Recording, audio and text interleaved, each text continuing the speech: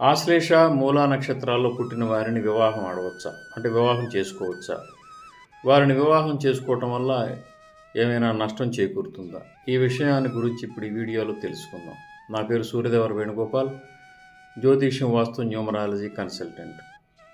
చాలామందికి ఆశ్లేష నక్షత్రంలో పుట్టిన అమ్మాయిని కానీ, మూలా నక్షత్రంలో పుట్టిన అమ్మాయిని కానీ వివాహం చేసుకోవడానికి భయం అవుతూ ఉంటుంది చాలామందికి. మూలా నక్షత్రం అమ్మాయిని చేసుకుంటే మామగారి గండం అని, ఆశ్లేష నక్షత్రం అమ్మాయిని కనుక చేసుకున్నట్లయితే అత్తగారి గండం అనే అపోహలు చాలా కాలం నుండి మన సమాజంలో వ్యాప్తి చెంది ఉన్నాయి. నిజానికి కేవలం నక్షత్రాల మీద పట్టి వివాహ పొంతన చూడకూడదు మనం. అంటే నక్షత్రాల మీద ఆధారపడి వివాహాన్ని ఎప్పుడు కూడా నిర్ధారించకూడదు.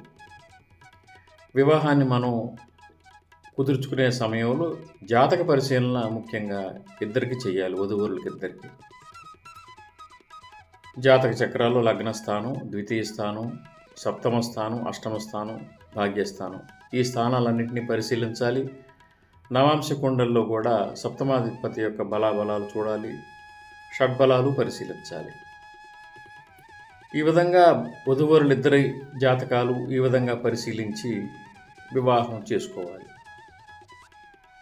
దీంతోపాటు కుజదోషం, ఇతర దోషాలు కూడా మనం గమనించాలి. అంతేగాని మూలా నక్షత్రంలో పుట్టిన అమ్మాయి, ఆశ్లేష నక్షత్రంలో పుట్టిన అమ్మాయి ఈ వీళ్ళ వల్ల ఇబ్బందులు కలుగుతాయి, చేసుకోకూడదన్నది మాత్రం కేవలం అపోహ మాత్రమే. జాతకాలు బలంగా కనుకున్నట్లయితే, లగ్నస్థానం బలంగా ఉండి సప్తమ, ద్వితీయ, అష్టమ భాగ్యస్థానాలు కనుక బలంగా ఉన్నట్లయితే మూలా నక్షత్రంలో పుట్టిన అమ్మాయినైనా, ఆశ్లేష నక్షత్రంలో పుట్టిన అమ్మాయినైనా నిరభ్యంతరంగా వివాహం చేసుకోవచ్చు. కేవలం నక్షత్రాల మీద ఆధారపడి వివాహాన్ని ఎప్పుడు కూడా మనం నిర్ధారించకూడదు, రద్దు చేసుకోకూడదు. పూర్తి జాతకాలను పరిశీలించాలి. చాలామందిని మనం గమనిస్తే మూలా నక్షత్రంలో పుట్టిన వారి వివాహ జీవితం సుఖప్రదంగానే ఉంటుంది. అదేవిధంగా ఆశ్లేష నక్షత్రంలో పుట్టిన వారికి కూడా వివాహ జీవితం సుఖప్రదంగా ఉంటుంది. మనం గమనిస్తే మన సొసైటీలో అర్థమవుతూ ఉంటుంది.